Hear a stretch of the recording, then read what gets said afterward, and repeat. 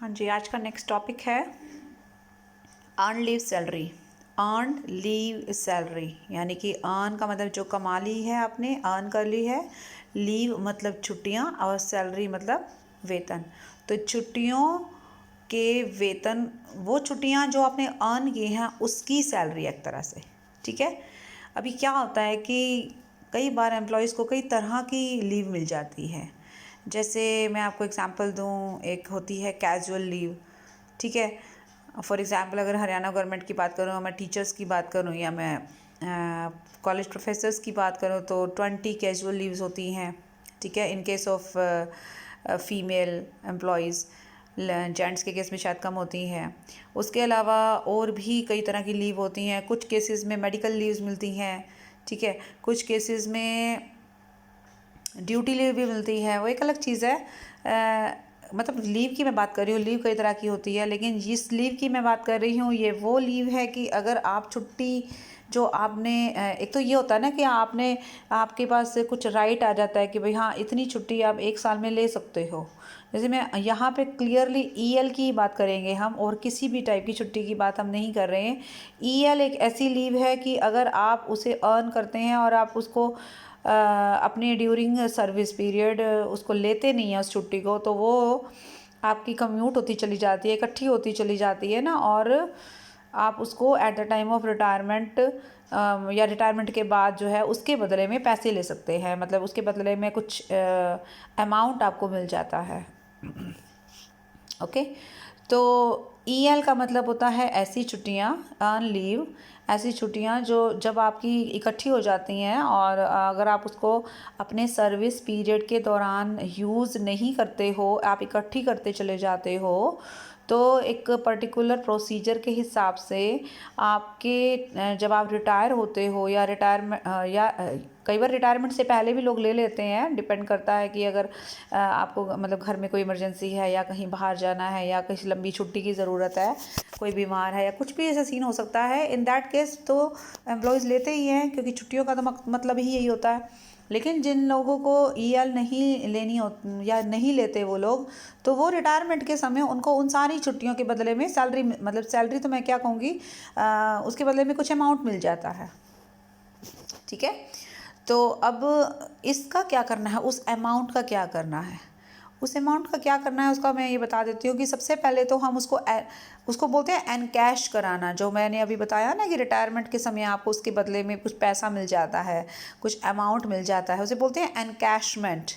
तो अब ये एनकैशमेंट दो तरीके से हो सकता है, एक होता है सर्विस के दौरान और एक होता है सर्विस के बाद, यानी रिटायरमेंट के समय या रिटायरमेंट के बाद। कहने का मतलब होता है, एक तो वो होता है कि जब आप जॉब कर रहे हो और उसी पीरियड में आप उन छुट्टियों को एनकैश भी करा रहे हो, ठीक है। तो उस केस में ये सारा का सारा अमाउंट आपका टैक्सेबल हो जाएगा, चाहे आप कोई भी एम्प्लॉय हैं, चाहे आप गवर्नमेंट के हैं या कैसे भी हैं, ठीक है। जो छुट्टियां, ये क्लियरली बोल रहा है, any period of leave not availed, जो आपने यूज़ नहीं की हैं उसके बदले में जो अमाउंट आपको मिलेगा वो सारा का सारा टैक्सेबल होगा। लेकिन कुछ कुछ एनकैशमेंट हम मतलब एक एनकैशमेंट और भी होता है जो हम सिर्फ रिटायरमेंट के समय करते हैं। मतलब सर्विस के दौरान मैंने वो पैसा नहीं लिया, मैंने सर्विस ख़त्म होने के बाद रिटायरमेंट के समय या रिटायरमेंट के बाद ले लिया, ऑन रिटायरमेंट और रेजिग्नेशन। अच्छा, ऐसा भी हो सकता है कि रिटायरमेंट तो देखो एक पर्टिकुलर टाइम होता है। जैसे हरियाणा गवर्नमेंट में बोलूँ तो 58 ईयर्स में आप रिटायर हो जाते हैं, सेंट्रल गवर्नमेंट में 60 ईयर्स में होते हैं। तो रिटायरमेंट की तो एक एज होती है, लेकिन 60 ईयर्स ऑफ एम्प्लॉय की एज 60 ईयर हो जाए, कहीं आप सोचो कि नौकरी करते हुए 60 ईयर्स हो जाए, वो नहीं। जो इस एम्प्लॉय की हम बात कर रहे हैं ना, उस एम्प्लॉय की एज अगर 60 ईयर हो जाती है तो वो रिटायर हो जाता है। या अगर हरियाणा गवर्नमेंट में या और अलग अलग गवर्नमेंट्स में अलग अलग का सीन रहेगा, हमारे यहाँ पर हरियाणा गवर्नमेंट में ये 58 ईयर है, मतलब एम्प्लॉय की एज 58 ईयर होते ही उसे रिटायर कर दिया जाता है, ठीक है। कभी कभी ऐसा भी होता है कि एम्प्लॉय अपनी मर्ज़ी से रिज़ाइन कर देगा, तो वो हो गई एक तरह से टाइम से पहले, मतलब उसने छोड़ दिया ना जॉब, तो उसे रेजिग्नेशन बोलेंगे हम। तो चाहे रिज़ाइन करे या रिटायर हो, उस समय उसको जो पैसा मिलता है, जो एनकैशमेंट होता है, वो आफ्टर रिटायरमेंट ही हो गया ना एक तरह से, या आफ्टर लिविंग द जॉब हो गया। उस केस में हम क्या करेंगे, उसमें जो पैसा आपको मिलेगा वो कुछ कंडीशन के तहत ही एग्जेम्प्टेड या टैक्सेबल होगा। उसके लिए हम एम्प्लॉयज़ को दो कैटेगरी में बांटेंगे, एक होता है गवर्नमेंट एम्प्लॉय और दूसरा है नॉन गवर्नमेंट एम्प्लॉय। तो आपको फिर से उस टेबल का याद दिला दूँ मैं। उस टेबल में अगर आप देखोगे कि ग्रेचुटी और पेंशन के अलावा एक और बॉक्स बना हुआ था जिसमें हम लीव सैलरी के बारे में जिक्र कर रहे थे। तो उसमें आप देखोगे कि सिर्फ सेंट्रल और स्टेट गवर्नमेंट के जो एम्प्लॉयज़ होते हैं वही गवर्नमेंट माने जाएंगे। बाकी जो भी बाकी के बच गए, जैसे स्टैट्यूटरी कॉरपोरेशन है या फिर लोकल अथॉरिटीज़ हैं या और जितने भी एम्प्लॉयज़ हैं, वो सब नॉन गवर्नमेंट माने जाएंगे, राइट। तो इस कैटेगरी के लिए गवर्नमेंट एम्प्लॉयज़ सिर्फ स्टेट और सेंटर के ही होंगे, राइट। तो गवर्नमेंट एम्प्लॉयज़ के केस में जो आपको पैसा मिलता है दैट इज़ फुल्ली एग्जेम्प्ट, जैसे कि पेंशन में था, अगर पेंशन कम्यूट कराते हैं तो, या ग्रेचुटी मिलती है तो, ओके। लेकिन अगर आप नॉन गवर्नमेंट एम्प्लॉय हैं तो उस केस में आपको देखना होगा कि सारा का सारा पैसा मेरा टैक्सेबल भी नहीं है और ना ही टैक्स फ्री है। कुछ कंडीशन के तहत there is a particular amount which is taxable and which is and the remaining balance is exempt. तो जो एग्जेम्प्टेड अमाउंट है उसके लिए हम लोग 4 चीज़ों में जाएंगे। ये पहला पॉइंट आया है जिसमें हम लोग 3 की बजाय 4 पॉइंट कंसिडर करेंगे, जिसमें 2 पॉइंट तो सिंपल ही हैं कि एक तो जो आपने लास्ट में देखा होगा कि अमाउंट जो मिला आपको वो, फिर उसके अलावा सब इससे ऊपर चले जाएंगे तो लिमिट जो है हमारी सेंट्रल गवर्नमेंट ने डिसाइड कर रखी है 3 लाख। ग्रेचुटी में आपने देखा होगा 20 लाख थी और पेंशन में हमारी 30 लाख थी मेरे हिसाब से। अगर हमने एक सेकेंड आप होल्ड कीजिए, मैं कंफर्म करती हूँ कहीं हम कुछ गलत डिस्कस ना कर लें। पेंशन के केस में हमारी आई थिंक कितनी थी ना, पेंशन के केस में तो खैर वो सीन ही अलग था ना, वो तो 1/3 एंड 2/3 वाला था। ग्रेचुटी के केस में हमारा जो था ना amount that was I think 20 lakhs, right, ठीक है ना, 20 लाख था। और अभी 30 लाख वाला खैर कोई अमाउंट आया नहीं है।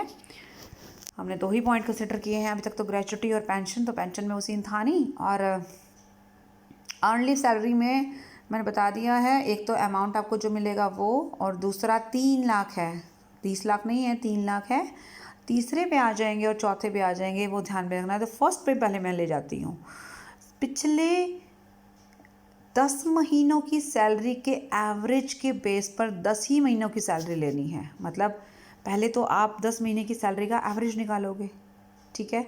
लास्ट 10 मंथ्स की सैलरी, जिस महीने आप रिटायर होते हैं उससे ठीक पहले के 10 महीनों की सैलरी, जैसे अभी थोड़ी देर पहले आपने ग्रेचुटी में काउंट की थी, राइट। तो वैसे ही आपने लास्ट 10 मंथ्स की सैलरी का एवरेज लेकर और 10 मंथ्स की ही सैलरी लेनी है। अब आप सोचेंगे कि मैडम एक बार तो एवरेज ले रहे हो, टोटल लेनी जब टोटल है तो मैं एवरेज क्यों निकाले। वो आपकी बात बिल्कुल सही है।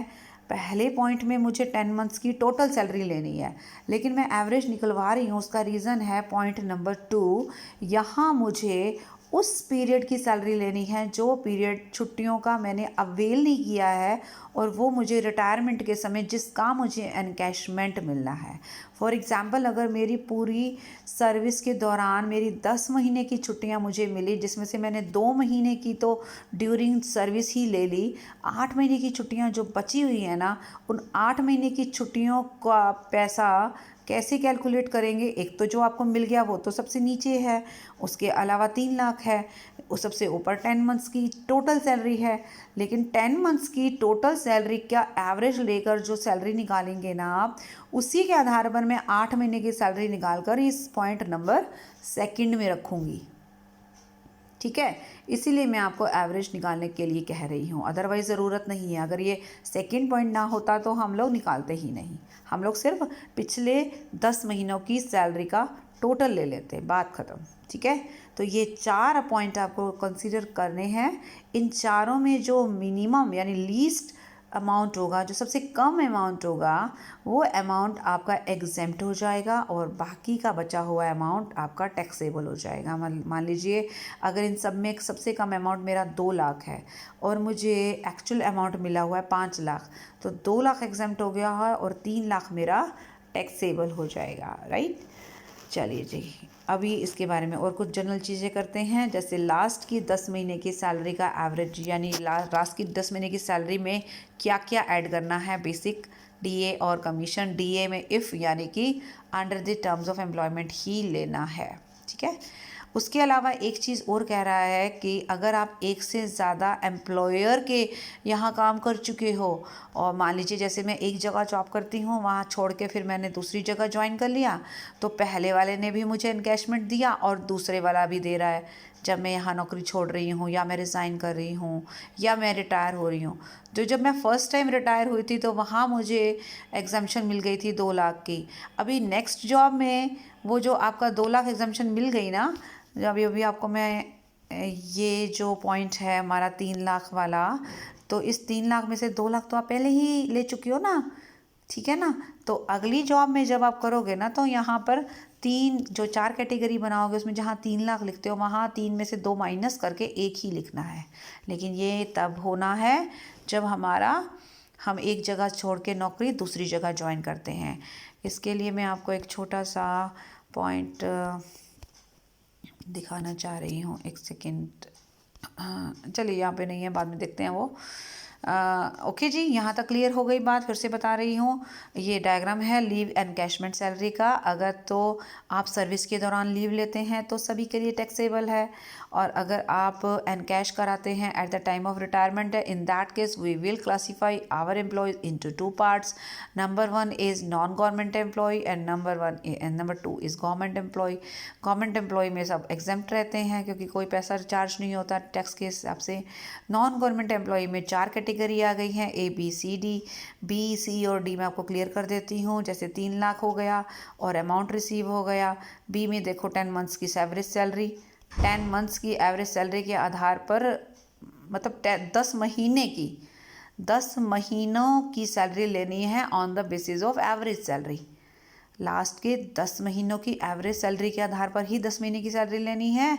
और ऊपर वाले कॉलम में क्या करना है, जो एवरेज सैलरी आपने यहाँ निकाली थी ना, उसको किससे मल्टीप्लाई करना है, ध्यान देना। ये निकालने का तरीका मैं बता देती हूँ। मान लीजिए मेरी छुट्टियाँ 25 महीने की थी, और ये कैसे निकाला 25 महीने, ये क्या मल्टीप्लाई कर रहा है ये भी मैं बता देती हूँ। मान लीजिए आपकी नौकरी है 25 साल, राइट। 1 साल के पीछे बेटा 30 दिन की छुट्टियां ही आपको मिलती हैं। अगर मान लीजिए किसी क्वेश्चन में आपको बोले कि ना हम तो 40 देंगे अपने एम्प्लॉयज़ को, हम तो अपने एम्प्लॉयज़ को बहुत खुश रखते हैं, वो कितना मर्जी दे, वो तो चाहे एम्प्लॉय को पूरा साल ही छुट्टी दे दे, हम नहीं दे सकते। हमें उसको सिर्फ 30 ही दिन अलाउ करना है। According to income tax act, आप अपने एम्प्लॉयज़ को जो ईएल दे सकते हो वो 1 साल की सिर्फ 30 दिन दे सकते हैं। तो अगर मैंने 25 साल जॉब करी है तो मुझे 25 महीने ही तो मिलेंगे ना, क्योंकि हर साल के हिसाब से 30 दिन मिलेंगे। तो जब अगर हाँ 30 साल है तो 30 महीने, अगर 25 है तो 25 महीने। Now you got my point. उसके अलावा जो है फिर आ रहा है कि कितनी छुट्टियां आपने ले ली। अब ये वाला जो क्रॉस करके ये जो मैंने मल्टीप्लाई किया था, इसमें तो मैंने ये निकाला कि मुझे पूरे साल की छुट्टियां कितनी मिल सकती हैं। मान लीजिए 25 साल है तो 25 महीने मिल गई, और मैंने ले ली हैं 8 महीने की छुट्टियां, तो 25 में से 8 माइनस करूँ, 17 महीने की छुट्टियाँ मेरे को मिलनी चाहिए ना। तो 17 महीने की मैं क्या करूँगी, यहाँ पर लिखूँगी 17 मल्टीप्लाई बाय जो ये एवरेज सैलरी मैंने निकाली है ना, वो मैं मल्टीप्लाई कर दूँगी, राइट। ठीक है, अभी हम इसको एक क्वेश्चन के जरिए देखते हैं, उससे आपको और ज़्यादा अच्छे से क्लियर हो जाएगा। मैं यही वाला क्वेश्चन उठा रही हूँ, पढ़ रही हूँ मैं ये question. Shri Om Prakash was an employee of a company के एम्प्लॉय थे। यहाँ पे एक बार चेक कर लिया ना आपने बेसिक सैलरी, हाँ ये हो गया था चेक। चलिए क्वेश्चन पे चलते हैं। Shri Om Prakash was an employee of a company, he sought premature retirement. वो कंपनी के एम्प्लॉय थे, ठीक है। और प्री मैच्योर रिटायरमेंट यानी रिटायरमेंट से पहले ही अपनी मर्जी से उन्होंने रिज़ाइन कर दिया फ्रॉम सर्विस ऑन 1 नवंबर 2019। 1 नवंबर 2019 को भी रिटायर हो गए, मतलब रिटायर नहीं हुए, रिटायरमेंट से पहले ही उसने जॉब छोड़ दी 1 नवंबर 2019 को, after completing 25 years of service. Service को उनके 25 साल ही हुए थे। फ्रॉम 1 अगस्त 2018 1 अगस्त 2018 से अब क्या था उनका पे स्केल था 18,000 minus 900 minus, this is not minus, this is dash, इसको माइनस ना समझना, इस ये डैश है, मतलब 18,000 के स्केल से स्टार्ट हुआ था उनका।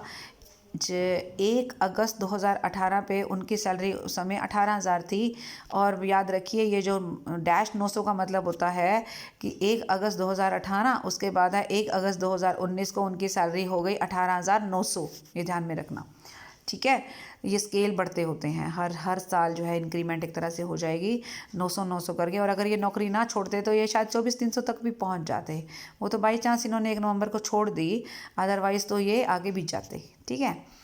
And he was getting dearness allowance of rupees इतने पर month which was treated as salary for the purpose of retirement benefits। तो जैसे ही ये लाइन पढ़ो तो समझ लीजिए कि DA is given under the terms of employment, right। तो हम ऐड करेंगे उसको। He had 7 months earned leave, उसके पास 7 months की earned leave बची हुई है to his credit, ठीक है। उसके ऊपर भरोसा नहीं करना है कि वो 7 कह रहा है तो आप 7 के साथ कैलकुलेशन स्टार्ट कर दो, नहीं। उसने लिखा हुआ है on the basis of 30 days per year, यही हमारी रिक्वायरमेंट थी और ये बाई चांस उसने पूरी कर ही दी। अगर यहाँ मान लो लिखा होता ना कि on the basis of 45 days या on the basis of 50 days, मतलब 30 से ऊपर लिखा होता तो हम वो अलाउ नहीं करते। हम क्या करते, हम 25 साल के हिसाब से 25 महीने की देखते, है कि नहीं। 1 साल 1 महीना तो 25 साल 25 महीना। और अगर मान लीजिए ये 30 की बजाय ज़्यादा दिन देता तो इसके हो सकता है 7 महीने 8 महीने जो भी लगते तो वो तो एक्सेस में होते ना। तो हम क्या करते, हम ये 7 महीने नहीं लेके चलते, हम अपने हिसाब से कैलकुलेट करते कि एक कंप्लीट ईयर ऑफ सर्विस के लिए 30 दिन है तो 25 साल के लिए 25 महीने हो गए। और उसने कितनी ली, मान लीजिए अब उसने 12 ले ली है तो 13 महीने की और बची ना, तो मैं 13 महीने लूँगी, मैं ये 7 महीने नहीं लूँगी, राइट। ये ध्यान में रखिएगा। उसके बाद कहता है विच वाज अप्रूव्ड, जो अप्रूव हो गया, हैंस ही वाज पेड इतने एंड ये सैलरी एंड इतने डियरनेस अलाउंस। अब आप कहोगे ये क्या है सैलरी और डियरनेस अलाउंस। भाई मैंने अभी थोड़ी देर पहले कहा था ना कि उसको एनकैशमेंट होगा। एनकैशमेंट में यही होता है कि आपको कुछ अमाउंट मिलता है, वो अमाउंट उन्होंने 1,32,300 प्लस में 12,600 डियरनेस अलाउंस करके ये दोनों मिलाकर उसको ये अमाउंट दे दिया है, ठीक है। ये तो हो गया पॉइंट नंबर 4 हमारे को मिल गया, ठीक है। पॉइंट नंबर 2 हम 3 हमारा 3 लाख है ही। आपको अमाउंट एग्जेम्प्टेड जो है ना वो निकालना है, ओके जी। Regarding encashment of on leave for the assessment year 2020 and 21 if he, ध्यान दीजिए, if he joined another company on 1 January 2020 at इस दिस पर मंथ। तो ध्यान रखिएगा कि अगर आप एक नौकरी छोड़कर दूसरी नौकरी ज्वाइन कर रहे हैं तो उससे हमारे क्वेश्चन पे कोई अफेक्ट नहीं आएगा। एक इंसान एक टाइम में, प्राइवेट वाले तो एक टाइम में हो सकता है एक बंदा सुबह भी किसी कंपनी में काम कर रहा हो और शाम को भी कर रहा हो किसी और कंपनी में, ऐसा भी होता है। और ये भी हो सकता है कि एक जॉब छोड़कर आप दूसरी ज्वाइन कर लो, लेकिन उससे इन चीज़ों पर फ़र्क नहीं पड़ेगा कि जो कैलकुलेशन उन्होंने की है वो एज इट इज़ चलेंगी, ठीक है। ये ध्यान में रखिएगा। अब इसको कैलकुलेट हम कैसे करेंगे, आइए इस पे चलते हैं। सबसे पहले मैं थोड़ा सा आपको मेरी कैलकुलेशन दिखा देती हूँ। हम लोगों ने क्या किया, हमने देखा 1/8/18 को तो 18,000 मैंने बोला ना स्केल था, 1,800 रुपये DA भी मिल रहा था उसको। तो हम मेरा 18,000 या 18,000 1/8/18 से लेकर 31/7/19 तक था, राइट। 1 साल तक हमारा स्केल रहता है। फिर उसके बाद 1 अगस्त 19 से, राइट, 18,900 हो गया ना। तो और 1,800 DA तो उसको वैसे मिल ही रहा है, DA साइड बाय साइड चलता ही रहेगा, ठीक है। तो अब हम कब रिटायरमेंट उसने कब लिया है, 1/11/19 को रिटायरमेंट ले लिया उसने अपनी, है ना। तो अब क्या करेंगे, मुझे क्या प्रोसीजर क्या है कि पिछले 10 महीने का मुझे सैलरी काउंट करना है, क्योंकि जिस महीने मैं रिटायर होती हूँ वो महीना नहीं देखते हैं। मैं रिटायर हुई नवंबर में, 1 नवंबर को रिटायर होने, तो मैं अक्टूबर ले लूँगी, अगर मान लीजिए मैं 30 अक्टूबर को होती तो मैं फिर अक्टूबर भी छोड़ देती। अब क्योंकि मैं 1 नवंबर को हो रही हूँ ना, तो मैं नवंबर छोड़ूंगी और अक्टूबर से ले लूँगी। अक्टूबर फिर 9 और मंथ से ले लूँ मैं, तो अक्टूबर सितंबर अगस्त, अक्टूबर सितंबर अगस्त, ये तो 19 के ही हो गए। उसके अलावा फिर स्टार्ट हो गया हमारा अब ये देखो, मैं ये इसलिए मैं इसको ब्रैकेट किया हुआ है कि 1 अगस्त 19 से मेरा 18,900 था, तो ये 3 महीनों में तो मुझे 18,900 के हिसाब से सैलरी मिली है। 3 से मल्टीप्लाई कर दूँ, ये आ गई मेरी सैलरी।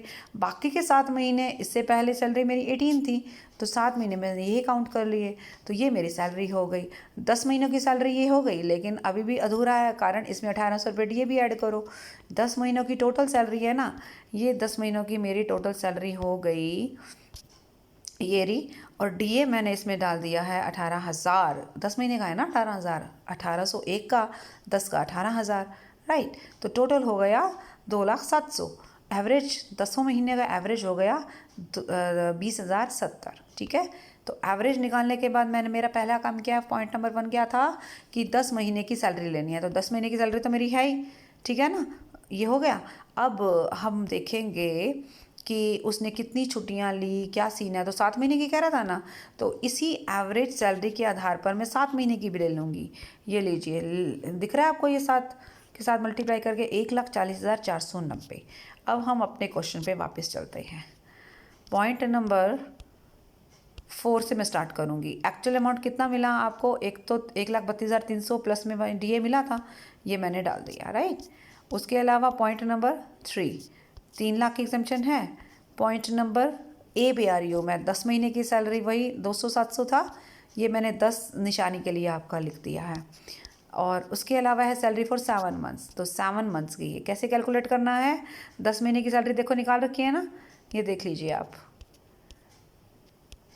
18,007 के 18,900 3 महीने की, 10 महीने का डियरनेस अलाउंस ऐड करेंगे तो 10 महीने की पे आ जाएगी। फर्स्ट पॉइंट पे 10 महीने की आ जाएगी, सेकंड पे 10 महीने की ही एवरेज निकाल के, मतलब 20,070 से 700 को मल्टीप्लाई करूँगी तो मेरा आ जाएगा 1,40,490। ये चारों पॉइंट क्लियर हो गए। इन चारों में सबसे कम कौन सा है, 1,40,490 है कम। मिला कितना आपको, 1,44,900 है। तो अगर आपसे पूछे एग्जाम्प्टेड अमाउंट कितना है, तो आप क्या कहोगे, 1,40,490। और अगर पूछे टैक्सेबल अमाउंट कितना है, तो you will have to deduct exempted amount out of out of the amount received, यानी कि 1,44,900 में से 1,40,490 आप लेस करोगे ना, जो अमाउंट बचेगा वो हमारे लिए टैक्सेबल हो जाएगा। समझ में आई मेरी बात। तो ये सीन था हमारा किस चीज़ का, एनकैशमेंट का, encashment of earned leave, right. तो अगर ऐसा कुछ आपको मिलता है लीव के बारे में, तो आपको इस तरीके से सॉल्व करना है। एक नोट यहाँ पे ज़रूर देखिएगा, कोई भी अमाउंट जो कि आपके लीगल रिप्रेजेंटेटिव को मिलता है, हर वो एम्प्लॉय जो गुजर चुका है, जिसकी डेथ हो गई और उसके घर वालों को मिला है, उनके लिए बेटा ये टैक्सेबल नहीं है, ध्यान में रखिएगा, इट इज़ नॉट टैक्सेबल। तो एक तो गवर्नमेंट एम्प्लॉय के लिए टैक्सेबल नहीं है, दिख रहा है आपको, और एक उनके लिए टैक्सेबल नहीं है, ठीक है जी। तो इस तरीके से आप क्वेश्चन कीजिएगा, और फिर कोई प्रॉब्लम है तो डिस्कस कीजिएगा। Okay, bye bye and take care.